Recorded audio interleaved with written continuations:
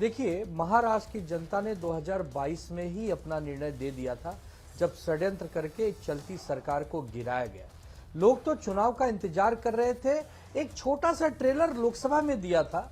48 लोकसभा की सीटें हैं, जिसमें 17 पर लाकर एनडीए को रोक दिया, और पिक्चर अब 23 तारीख को दिखा देगी महाराष्ट्र की जनता। जो महाविकास आघाड़ी है वो 160 से ज्यादा सीटें जीत रही है। हमारे यहाँ भी बहुत सारे एग्जिट पोल आ रहे हैं, मैं नाम नहीं लूंगा किसी चैनल का, लेकिन हमारे यहाँ महाराष्ट्र का बड़ा चैनल है, उसने तो 170 तक भी दिखा दिया है। तो एग्जिट पोल पर कितना विश्वास करना है, कितना नहीं करना है, ये जनता की विवेक। यूपी के डिप्टी सीएम केशव प्रसाद मौर्य ने ट्वीट किया है, एग्जिट पोल्स में महाराष्ट्र, झारखंड और यूपी के बाई इलेक्शन में बीजेपी गठबंधन को यानी एनडीए को प्रचंड बहुमत मिल रहा है, और एग्जैक्ट पोल के रिजल्ट जब आएंगे तो वो इससे बेहतर होंगे, ये लिखा है केशव मौर्य ने। मैं सीधा रुख करता हूं, मेरे साथ इस समय मनीषा कायंदे हैं। मनीषा कायंदे, आखिरी दौर के चुनाव में विनोद तावड़े का विषय उठाया विपक्ष ने, तो आप लोगों ने बिटकॉइन स्कैम का मुद्दा उठाया, लेकिन आखिरकार क्या आपको लगता है कि इस पूरे मामले के अंदर, इस पूरे चुनाव के अंदर बहुत ही ज्यादा तल्ख बातें रही, बहुत तल्ख बयान आए, चेकिंग को लेकर सियासत हुई, लेकिन जनता जनार्दन उस मुंबई में खासतौर पर उस धमक के साथ नहीं निकली वोट डालने के लिए। वोटिंग परसेंटेज में वो बड़ा इजाफा नहीं देखने को मिला है। देखिए, जहां तक मुंबई की बात है, वोटिंग परसेंटेज हमेशा 50 के आसपास ही रहता है। ये काफ़ी सारे हमने चुनाव में देखा है, और जो रूरल एरियाज़ है उसमें वोटिंग परसेंटेज हमेशा ज़्यादा होता है। ये हमने सरासर इतने सालों के चुनाव के अनुभव में देखा है। अब मैं एक बताना चाहती हूँ कि ये जो आप कह रहे हैं, अभी ये एग्जिट पोल को देखा जाए तो जब भी हमारे लिए आंकड़े अच्छे आते हैं तो हम खुश होते हैं, सामने वाले कोई दूसरा एग्जिट पोल होता है उनके आंकड़े ज़्यादा दिखाते हैं। मगर हमने देखा है कि पिछले चुनाव में, चाहे वो हरियाणा हो, चाहे मध्य प्रदेश हो, चाहे राजस्थान हो, लोकसभा में भी कहा कि हमारा पूरा सफाया हो जाएगा। नरेंद्र मोदी जी के बारे में पूरा फेक नैरेटिव सेट किया था हमारे बारे में कि नरेंद्र मोदी तीसरी बार पंतप्रधान नहीं बनेंगे। इतने सारे जो फेक नैरेटिव के बाद भी एनडीए की सरकार केंद्र में बनी, और यही एक बड़ी बात है जो उनको हजम नहीं हो रही। अब आप देखेंगे कि विनोद तावड़े मैटर और बिटकॉइन वाला मैटर, तो ये बार बार जो आरोप होते हैं, हमको गद्दार कहा गया, हमको खोखे सरकार कहा गया। अरे अपने गिरेबान में झांक के देखिए कि आपके कपड़ों पर क्या दाग लगे हैं। ये जो बिटकॉइन का मामला सामने आया है, इसकी जांच होनी चाहिए।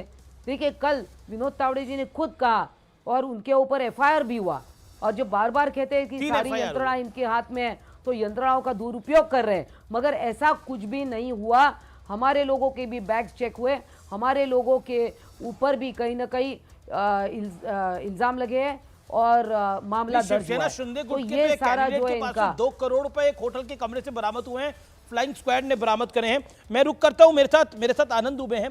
आनंद Dubey, all said and done, election commission को लेकर जिस तरह के आरोप आपकी पॉलिटिकल पार्टी लगा रही थी, हमने देखा इलेक्शन कमीशन ने एफआईआर भी दर्ज करी है, इलेक्शन कमीशन ने कार्रवाई भी करी है, लेकिन बिटकॉइन का मामला सामने आया है।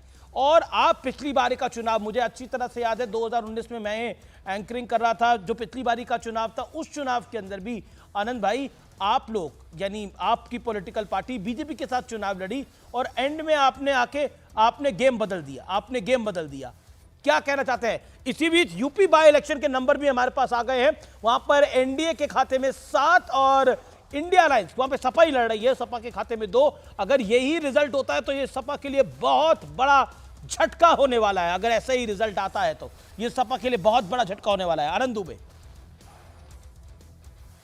अमित भाई, चुनाव आयोग को लेकर समय समय पर हमने तकरार की कि भैया निष्पक्ष चुनाव करवाइए, न्याय अगर दो तो सभी को साथ में दो।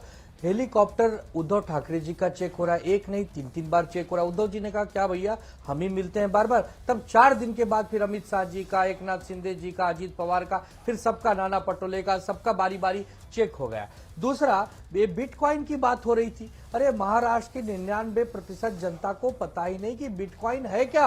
अरे मुझे ही नहीं पता है बिटकॉइन क्या है। और जो आवाजें हैं सुप्रिया ताई जी के और नाना पटोले जी के, वो सुन के तो हंसी आ रही है कि इनकी आवाजें ऐसी कैसी हो गई।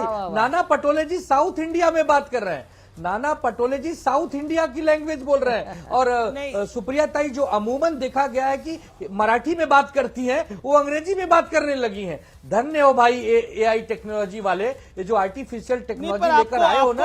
आप मुझे कह रहे हैं आपको बिटकॉइन नहीं पता, लेकिन बिटकॉइन में बड़े सारे लोग इन्वेस्ट करते हैं जी। बिटकॉइन में लोग कमाते भी हैं, कमाते भी हैं। बिटकॉइन में बहुत लोग इन्वेस्ट करते हैं। आपको बिटकॉइन नहीं पता तो बिटकॉइन नहीं है, ऐसा होता नहीं है। आप करते हैं अमीश भाई बिटकॉइन में इन्वेस्ट? मुझे तो नहीं पता, मैं तो नहीं जानता बिटकॉइन नहीं पता होगा, अलग बात है। और सुप्रिया ताई और नाना जी कह रहे हैं कि हमें नहीं पता हो। सुप्रिया ताई कह रही है कि नाना पटोले हम जानते ही नहीं बिटकॉइन क्या है। वो लोग कह रहे हैं मानहानि का दावा करेंगे। मनीषा का अगर आप आरोप लगाए तो आप ट्यूशन दे दे सबको।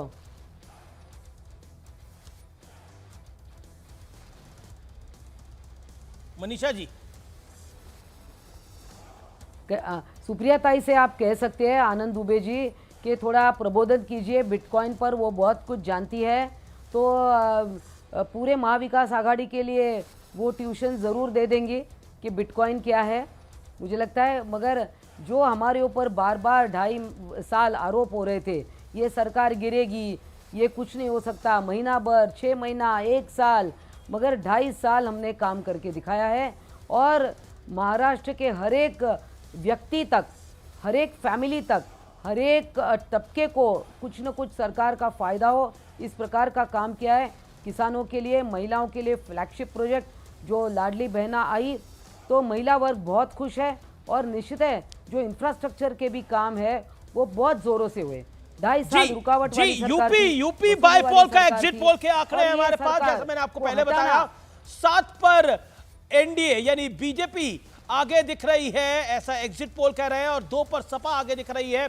9 सीटों पर यह हुआ है। और मैट्रिक्स के पोल के मुताबिक और मैट्रिक्स का मैं ट्रैक रिकॉर्ड आपको बता देता हूं, यूपी के विधानसभा चुनाव में इनका ट्रैक रिकॉर्ड बहुत अच्छा रहा है।